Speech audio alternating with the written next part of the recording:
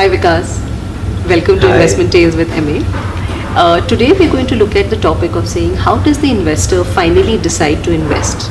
And we wanted to understand from you that is there a framework that you have in mind, and do you look at each company that comes in and saying here are the 5-6 things that I will look for before even going to the next level of saying yes, this looks like an investment for me.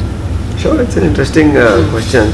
So over the years, based on my little experience, I have developed a small little framework which I Okay. use for evaluating ideas, and I call it I press. Okay. So I stands for idea. What idea team is dealing with, what problem they are trying to solve, and quality of that. Is it new, emerging? How differentiated it is. You kind of focus on that. So idea obviously becomes the starting point. Then I go to P, which is the passion and conviction of the founding team, because in an early startup phase or angel investing, that is the most important, because the team idea is as good as its team and it's their conviction and the passion. So I think you want to look for that and the reality of that. So that's what I kind of always try to do in different own ways. And when you chat with people, you'll figure out how passionate are they, the way they present, the way they have done the detailing of that. And that's why interaction helps. Then I look for R, which is realistic, realism or grounding. How grounded, how realistic the team is.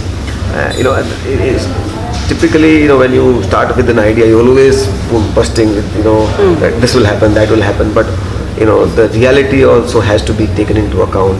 How risk conscious the team is. You can always have a blue sky scenario without taking to. I remember once one team presented in MA and an apparel company, and they had some differentiated idea, and they said in 4th year we will achieve 600 crores of sales.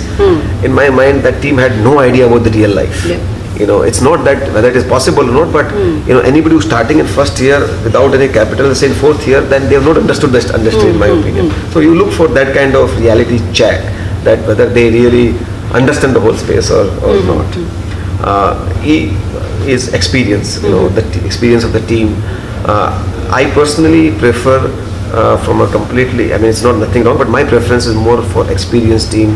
Generally, I believe people who have had setbacks, experiences of the past are better dealt with to deal with a startup, because I think in startup phase you have lots of setbacks, lots of so your own experiences comes handy. You need maturity to deal with all those things. People who have seen and been there, done that. And I'm not saying that youngsters can't start, or they have been great examples and all, but I see experience also as a That's your my way of yeah. looking at. And then comes S, which is again scalability of the idea, that how large it can become if it were to be successful. Because I think in investing, you will always look for asymmetric payoff. And asymmetric payoff can come only when the ideas become very big. Absolutely. Much beyond than what even you thought. We have tons of examples around where people have made big money only when the ideas are scaled up beyond their own imagination, right? So I think, and nobody can predict how large it will become, but if it were to become right, it has to be very meaningfully right. Yeah. And that is the kind of thing. So for that, scalability of idea is very important. And lastly, but very, very important in my opinion, is skin in the game. Because without skin in the game, nothing can be successful. Yeah. And you need to see how much skin in the game founders have. Pre-investment, post-investment. Without skin in the game, I have seen, and I've seen lots of people come from good families because they want to have a co-founder on their card and do, as a style statement, they come with ideas, live with that for a couple of years and go on. Those kind of ideas I don't look for. Versus I recently came across an idea, somebody presented to me and say, my entire life saving is 2 crores and I am putting the entire thing into this. Yeah. And, would you like to invest? To my mind, that has a much higher chance of being successful because that guy has everything in it. And after that also it can fail, so that you have to do a little bit of diligence on the business model and everything else, but it will not fail for the want of effort, for the want of desire, for the want of anything else. It might fail for some reasons, right? Yeah. So you always want to have a better skin in the game. So I think I have used over the years this broader framework. I don't know whether it is right or wrong, but I have kind of evaluated, and more importantly, I would look at if I have to choose out of all those things, IP and last S is Those the are most the ones important that thing, you- which I will not compromise, because without that, no game is there. Super. I think that's fabulous. Is there something that becomes a red flag for you, and you say this, if this is there in a company that's presenting to you, you will not invest? So again, it will pass through this framework. Like I said, if there's no skin in the game, You will not. I will not, because what is the background of the people, to my how realistic are they? Like I did not listen to that idea the moment he said fourth year we'll do 600 crore. You it was switch good or off bad, completely. you switch off, because it just doesn't make sense. You have seen life differently. You've seen companies scaling up. Scale up is not so easy.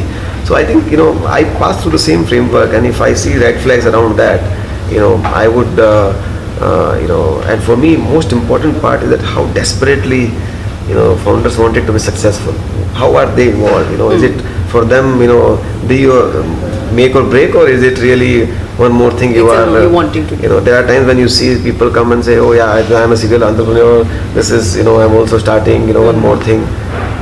They don't click to me. Do they have the hunger? They do have the hunger. Do they really have? So it has to be really if it has to be meaningful for the game. So skin in the game is to me very, very, very important. How important is the construction of the founding team? What I mean by that is single founder versus a team.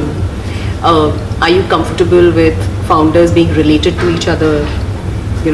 Sister, brother, parent, kid, husband, wife, or you think that's not something that you look at? Ideally speaking, you want a team rather than a single founder, which is somewhere people have, because ultimately in startup world, what connects people is their passion towards the idea.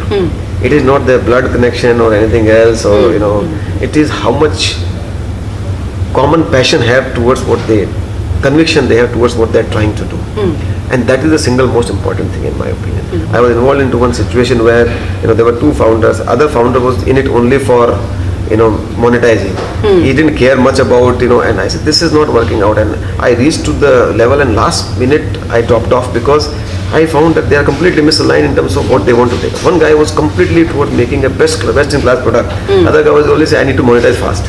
That's not going to work, right? Yeah. So I think how aligned they are towards the common goal, common vision, common passion they have, and to me that is a more important thing rather than, of course, how other things you could look at how they complement each other.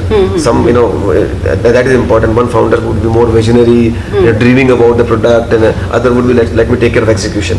That's actually the best combination. That's it. Like you might have somebody very technically competent guy, scientist kind of guy, but at the same time it needs to be supported by who can get it done. Because scientists will keep on dreaming, this can happen, that can happen. They will keep on dreaming, but they may not be a good businessman, right?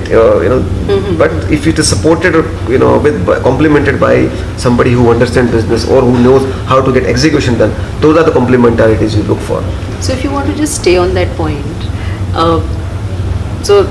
we've seen that a lot of times you actually have people who are coming in who are more scientists and inventors than the business people. Who do you think should be the captain of the ship, or is there an answer there? So if there was a scientist, and if there is, and it's complemented by somebody who will do the execution and run it as a business, who between the two do you think should be calling the shots? So I will any day, between a scientist or a businessman, I believe that businessman should be calling the shot. He should take the lead, because the real juice of a scientist or a technical person flows from developing products from the technical side, expanding on that. His juices never flow from building a business, right? If you have a combination in one person of both, that's a lethal combination, and you should always bet that idea.